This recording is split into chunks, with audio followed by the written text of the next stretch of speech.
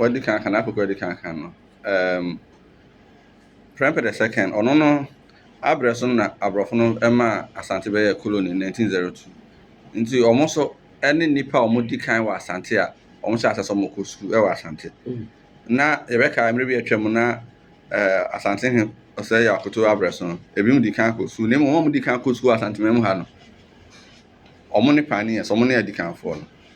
It is happening one and now school. Na afọ so sɛ kyenkyena fa bibi a friend brofodin ɛka odin ho nti ɔkɔ school no brofodin a no ɔde wɔ hɔ yɛ Edward Prempeh Owusu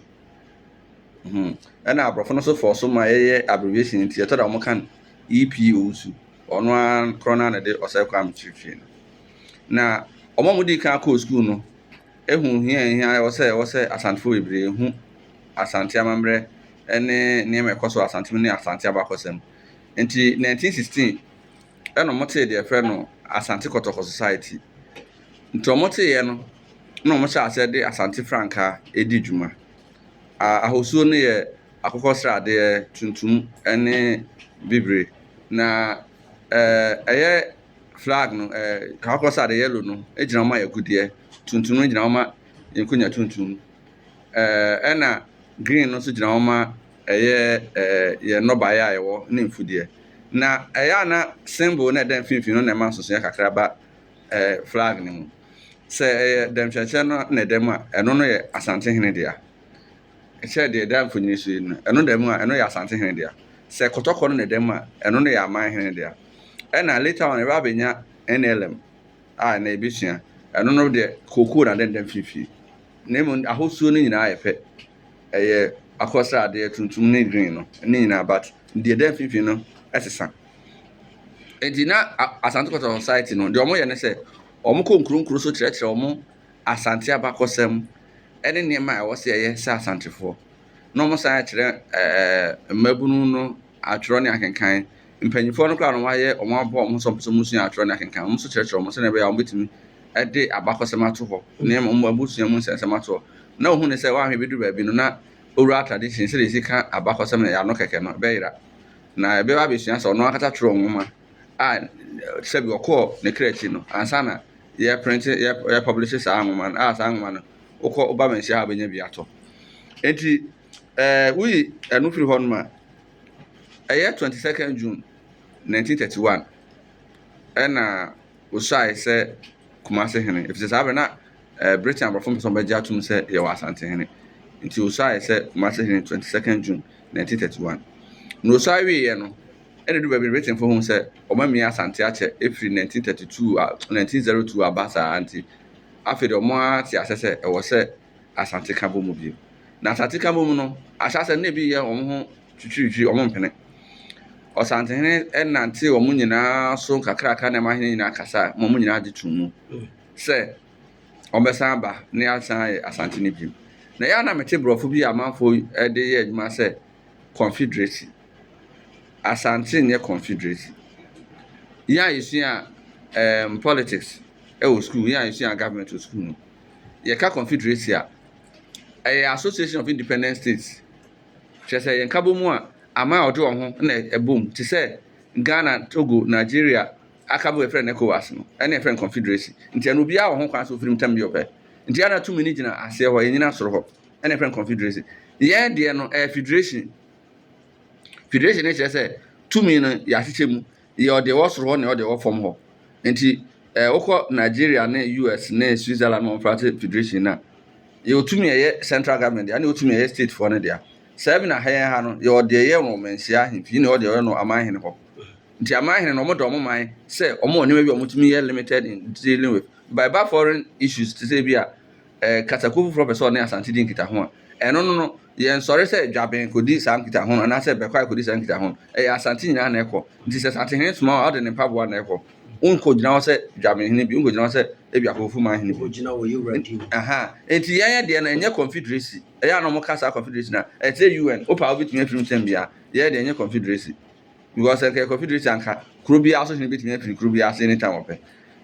ɔsɛ ɛyɛ saa deɛ nkɛlɛ nti ɔno ɔmo kasa yɛ ama nti asɛ yɛ adwuma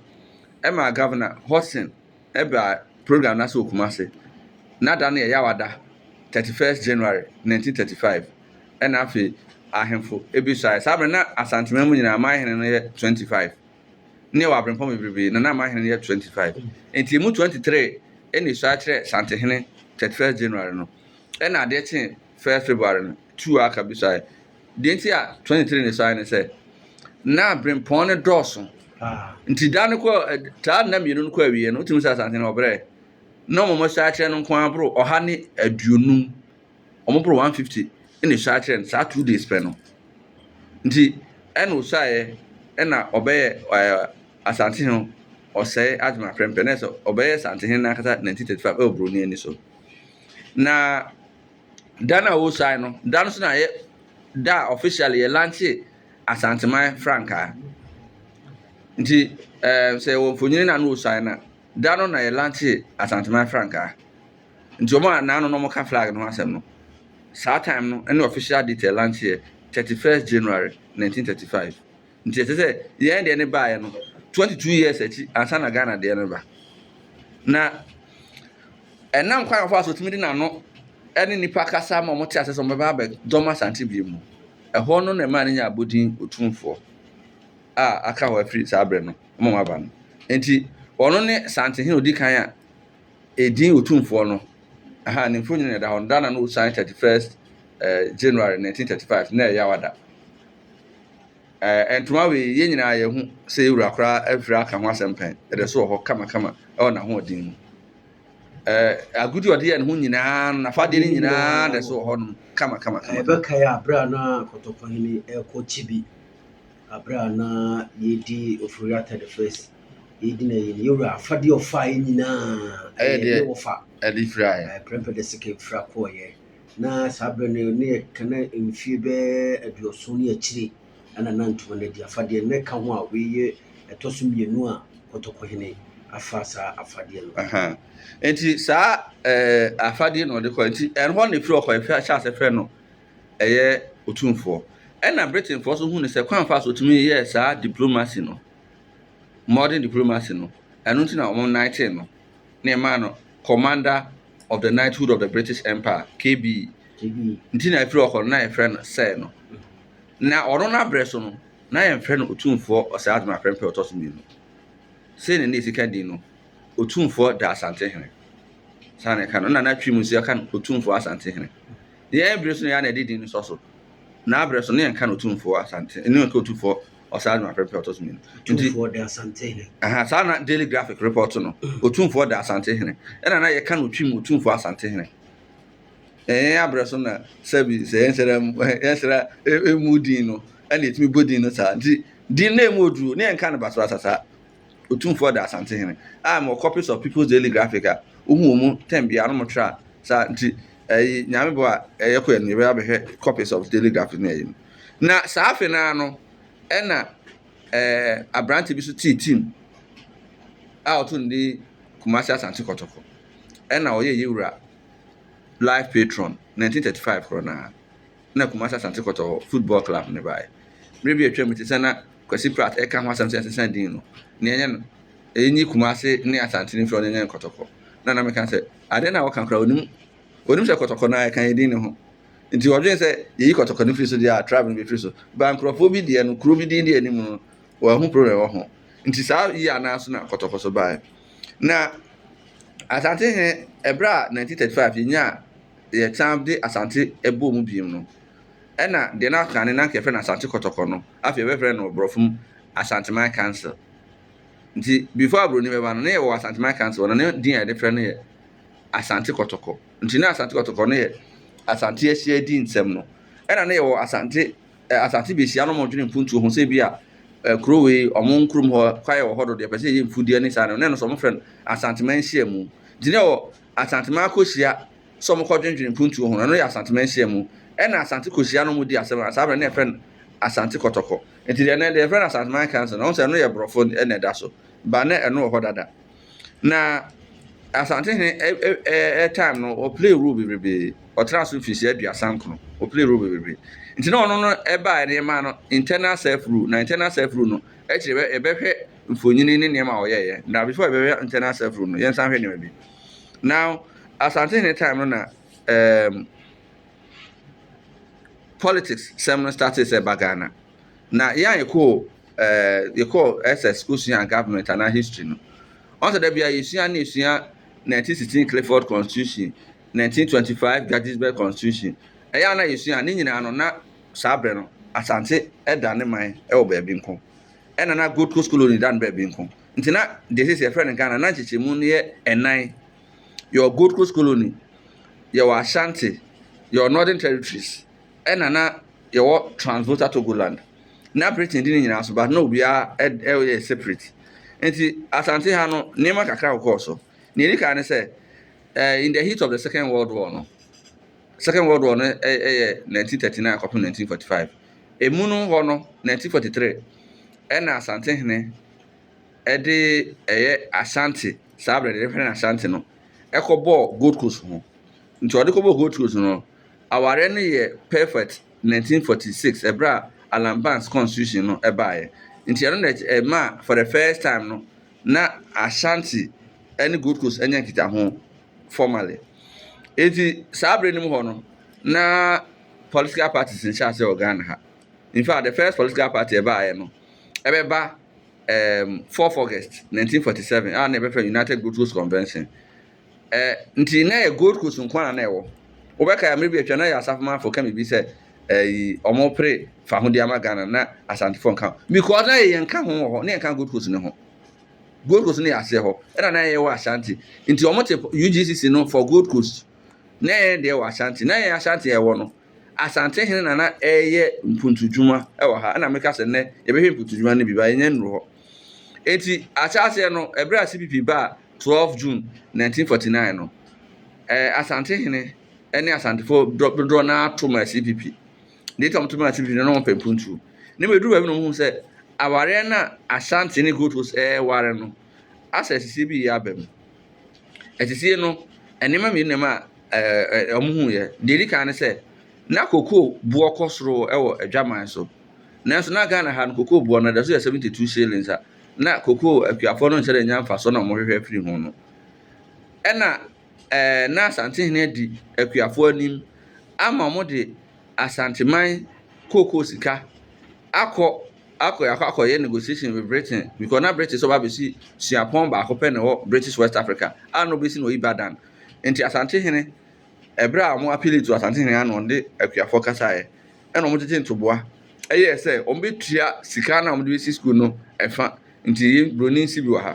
ɛne Michael C the University of Ghana Legon no nti Legon na hyase no efiri Asante hene ɔsɛe adwuma prɛmpɛ ɔtɔsomie nti na yɛsi school ni wie no hall ɛtɔsomie no yɛto ne din akuafo hall a yɛkyerɛ ho nti yɛka ne akuafo hall hɔ no bedo bo sɛ dua kokoo anim hɔ ɛyɛ Asante hene ne di kokoofo anim ɛma ɔmo kɔhyɛ aban bɔ sɛ Britain aban gye tunso besi university wɔ saa brand Gold Coast na ho ɔno betua fa nti ɔno na gye kokoofo sika na yɛde kɔhyɛ adenase na Britain aban bɛsɔ yɛ so ɛna yɛde si saa brand na yɛfrɛ University College of the Gold Coast ɛna yɛfrɛ University of Ghana Legon nti kɔ hɔ a bɛfɛ saa brand no second hall esi wɔ school hɔ no yɛfrɛ no akuafo hall a obi duro yɛhwɛ dua kokoo wɔ anim ɛde kyerɛ ayɔnkofo ɛda Asante akuafo ɛne ɛyɛ school no na ɔmo hu sɛ na afei du baabi na sika na ɛde yɛ kokoo hu sika na ɛba no ne nyinaa de kɔ Gold Coast nkwan fɛ bi ma Ashanti ɛna ɔsan hu sɛ na tumi a ɛwɔ Asante hene hɔ a ɔno afiri ne pɛm ɛde ne ho abɛba drum Gold Coast no afei tumi na akɔ concentrate akɔka nkran tumi ne bi ma krom ha enti wopɛ sɛ woyɛ bibia wo baabi a dis ɔkɔte wokɔte ɛho permission free nkran nti ɔyɛ sɛ saa na ɛkyɛ de a amamo na ɛba no mpɛ ɔpɛ sɛ yɛyɛ federal system kyerɛ sɛ yɛnkyekyɛ tumi ne sika ne ɛyɛ gudeɛ ne nneɛma a ɛwɔ ɔman nim no na yɛmfa ebi ma central government aban kɛseɛ no ɛna aban nkumankuma na ɛma ɔmo kwan ne tumi a ɔmo so betumi ayɛ mpuntu wɔ ɔmo mpata mu hɔ ɛno na yɛ federal system no ɛno nti ɔhwɛ a na CPP fo ɔmpɛ sɛ ɔmbɛyɛ saa no na ɔmo yɛ sɛ saa na ɛkyɛ deɛ a ɛne ɔmbɛkyɛ ɔmo party ɛna Asante hene chairman panyini baafoɔ ɔsɛe akoto ɛdi anim te National Liberation Movement na National Liberation Movement no na ɛyɛ mainly Asantefoɔ akuafoɔ ɛne ahemfo ɛna akyem abuakwa akuafoɔ ɛso na ɔmo ahemfo na ɔmo ka bom nti Oforiatta the first ɛba fikesiem ɛne Asante Nkrumah bɛdi ho nkɔmmɔ na ɔmo teɛ nti na ɔmo symbol no yɛ ɛyɛ yellow black green ɛna na cocoa da ntam nti na ɔmo pɛ sɛ yɛnyɛ federal system sɛ na bɛyɛ a sɛ yɛgyegye sika wɔ saa berɛ na Asante ho yɛ percentage wɛ akɔba central government yɛ wɔ percentage a yɛde bɛ develop yɛ hɔ na akɔba sɛ sika no nyinaa nkɔdi Accra na wopɛ bi akɔka kyerɛ ɔmo aka kyerɛ sɛ sika ni hɔ nti ɔmo te saa amanyɔkuo no 1954 ɛwom sɛ na Kyeame ankasa ankɔmo dwumadi ase da nanso na ɛwɔ nipa bebree tiri mu sɛ Kyeame na ɛte kuo no deɛ na sɛ ebia ne ho kakra wɔ nti saa abere no mu hɔ no CBP foɔ so yɛ sɛ ɔmo nte aseɛ ɛma tension baa paa na CBP foɔ koraa ntumi mma Asante saa abere na Asante no na ɛno mu hɔ no ɛna papa bi a na ɛfrɛ no EY Bafo obi kɔ wɔ ne sekan ma ne wuyi a nti efiri ɔkɔ no sekan mmoa bi ɛfrɛ no Bafo no sekan nkete ɛfrɛ no Bafo no obi de kɔ wɔ EY Bafo eku no saa heat no mu nti na efiri ɔkɔ no ɛfrɛ sekan mmoa no Bafo nti rule kakra politics ɛbɛn mu na NLM na LNM no ne Kyeame na yɛde du baabi no Britain foɔ ɛta Asante hene prempɛ ɔtɔso mmienu ani ama Kwame Nkrumah so bɛhyɛ mu ama yɛhyɛ mmara ɛgye nsase a ekura Asante hene hɔ ɛyɛ sɛ sese Asante hene nsase no ɛne ho sika ne ho nneɛma no nyinaa no ɔmo de akɔhyɛ aban mu nti sɛ Asante hene hia sika agye sɛ ɔbɛgye bi wɔ no hɔ ɛfiri sɛ ɔde ne sika ɛɛboa amanyɔsɛm nti na anum tete na obi kan baabi sɛ na Kwame Nkrumah pɛ Asante hene asɛm a na ɔyɛ no president of the National House of Chiefs ɛbɛba hɔ but nneɛma esi bi no nsase a yɛwɔ barracks wɔ ha wɔ ɛyɛ friends G nkyɛn hɔ no ɛne nsase na ɛwɔ nhyia so a nansen ya bɛɛ 10 years na yɛde ma aban no Kwame Nkrumah time no na ɔmo hyɛ da paase mmara sɛ because on support CBP bie mu no saa na sɛ ɔmo te saa nsase no ebio Kwame Nkrumah ɛyɛ sɛ ɔde no bɛhyɛ ɛhensɛm no wɔ Ashanti region especially enti ɔbɔbɔ aman hene bi koraa a ɛbɛhyɛ da atena asɛm bi ne aba ɛyɛ Kwame Nkrumah ɛne ahemfo relationship because Kwame Nkrumah wotumi no otu ahemfo maako ahenum ne dumienu 512 a metumi abɔ bi so kakra ebi ne Afigyaase Ɛdwe so Sekyedumase na ɔmo nso mo brɛ paa wɔ Kwame Nkrumah saa no saa brɛ no mu hɔ no ɛyɛ adanse nkuro no almost kuro biara ɛso wɔ adanse biara no ɛhɔ hene no yɛhwɛ wɔ anim na wɔnim nsɛ CBP ane asesa ho deɛ na ɔmo gyina so de saa ban no yɛ sɛ ɔmo de saa ahemfo no ne sɛ broni time na ɔmo de biribi ba ɛfrɛ no gazette kyerɛ sɛ wɔayɛ wɔ amammerɛ nyinaa wie no mepɛ sɛ mehu na megye tum na mama certificate nti ɛwɔ hɔ aban sɛ agye ne certificate nti ɔgye certificate na ɔsɛ ɔde certificate na akɔma obi foforɔ na ɛsɛ nipa korɔ no ɛna ɛde n'aba sɛ yɛtu na deɛ nti yɛtu Asante hene ne sɛ ɔno na ɛyɛ proprietor sɛ headmaster ɔma check report nti yɛn check ne deɛ nti ɔno no onyia gazette na ɔbɛyɛ hene nti na Kwame Nkrumah ni kwan fa so bɛtu no saa bere no hɔ otu atema bɔ Kwame hene Oforiatta ɔtɔ so mmienu kɔ etu no ba na ɔno deɛ ɔntumi fa ma ne so ɛna ne time no ɛkɔbaa sɛ na ahemfo bedwa a yɛtetete no bere a federal system na ama so Ghana nya independence yɛ no ɔyɛ Kwame Nkrumah yɛ sɛ compensation bɛyɛ ne sɛ region biara bɛnya ne regional House of Chiefs nti Ghana bɛnya independence no yɛ wɔ asase tam 9 a ɛyɛ Northern Territories Ashanti Gold Coast Colony ɛne ɛyɛ Transvaal Togoland nti nya independence no saa bere na Gold Coast no yɛakyɛ mu mmiɛnsa dada ne yɛ Eastern Province your Western Province your Central Province na Eastern Province no capital ne Accra Western Province ne capital ne Secondary Accra na Central Province ne Cape Coast nti yɛnya independence no those province no bɛda ne region nti yɛnya Western region Central region na Eastern region Eastern region no na ɛkwa kosi Aflao nti nkuro na ɛwɔ voter n'akyi no ɛna otwa firi hɔ ɛna ɔde sɔ Transvaal Togoland ne so ɛna otwa wotra nkwanta na otwa hɔ no to firi mu ɛna ase hɔ nyinaa ɔde ka Eastern region ne ho ɛna ɔfrɛ no voter region ɛna soro hɔ no ɔde sɔ ɛyɛ Northern Territories no ho na ɛbɛfrɛ no ɛyɛ Northern region nti Ashanti no deɛ ɔyɛ ne sɛ ɔsɛ Asante hene tumi so dodo nti ɔno nso kɔhyehyɛ ahemfo bi ase typical ones ne bi ne ɛyɛ Dɔmaa Techiman Bechim, Dia and Quanta, Kukum, Atibubu, and no more for me be a friend of Bruno Champion. Tom for me, I didn't friend Bruno Champion, no Casa Carbon come and say, with me, Emma Independence, free as Antimua, almost better woman. Now, I can say, Ashanti region Sonodo into a person chim. Na yetimi for administrative purpose yetimi Emma smooth running of the country ne ye nti wɔsrɛ Asante ne sɛ ɔnkyɛ say or ɔtete ne tumi so nti wɔsrɛ na asɔ so ɔkyɛ region mu na ɔde obie foforo firi mu nti saa abrɛ de ne frɛ no Western Ashanti ɛno Northern Ashanti no ɛno ka ɔkyee hɔ no free Ashanti region mu ɛno kriti de frɛ no Bono Ahafo region 4th April 1959 no kriti Bono Ahafo region into creative Bravo region no o creative na so this also ne say ohene bia o Western Ashanti no Northern Ashanti no on kan se wotwe afuru ma afiri Ashanti no nti on bekọ so aba ba na de che ne tirim ne say obese oye no ka so mo say say mo anya new region dia ehun hia so ba regional house no because that time no na there was no clear difference between Ashanti Man Council and Ashanti Regional House of Chiefs no nti oye sa na as the amomonya some form of independence. Later no I have a phone and no more sa Bono Champion no but we will later realize say Doma any Techima any Atibu no will become the first rebels. Later on because better think of Fubiama ebima tiakema eguso koso sabre no ebio the way I was to ahemfo ne nema bi sa anything na ahemfo bibiri ani nye ho. In fact at the time I took Kwame Nkrumah no almost ohini bi ani je Emma Yewura Accra for the first time no press 8-minute interview no because of said they na Nkrumah ban na si airtime ahini and on say Ghana ahini no ho yempo Ghana ahini de no ani Asante de because eno ne standard bearer untimi ka Ghana ahini na unyi Asante nti won mo we Facebook no be hu say Yewura Asante hene na oye on press ni sia just after the overthrow of Kwame Nkrumah. And that was the first time Asante Hene, and I think it is only the only time when Asante Hene ye interview no. I think that many no. I think the only time he interview because Kwame Nkrumah time he near san and he near so nyina gina Asante Hene so. Into the most like obio brewo sa brani mu no efa hene ho pa no ye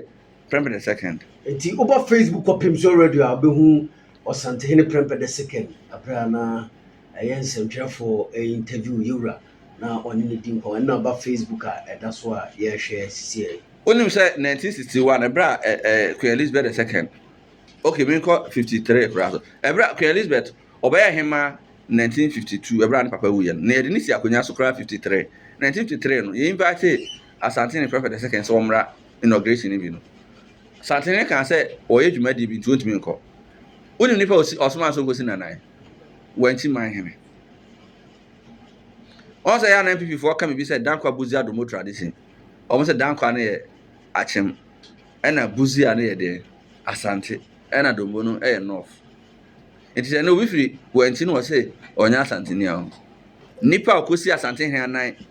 wo inauguration of Queen Elizabeth II 1953 no wanti man hene na dinti a ye ka dankwa buzia do mo tradition ya na man for say Asante for no Asante for no ye hwan buzia free him fa wanti nti ne so bi to no say oye wanti ne oye bunu ne a ne krom ane ha ase ne efo amwo wanti ye ne mo a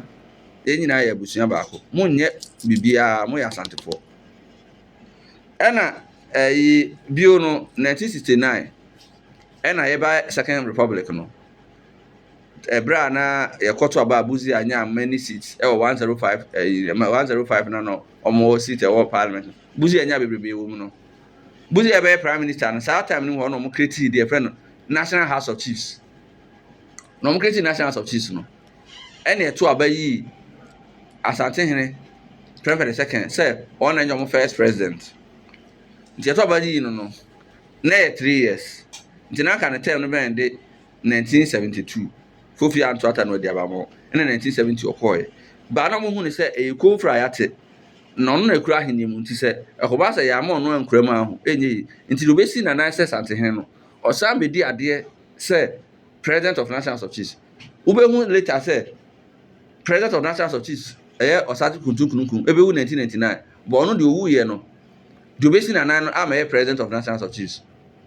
Until later, I never heard India. Until or Ebra Otufo Boko at the second buy, or a president no etwa ne wafade so for 2 years. We no abedi president 2 times from 72 to 75, 75 to 78.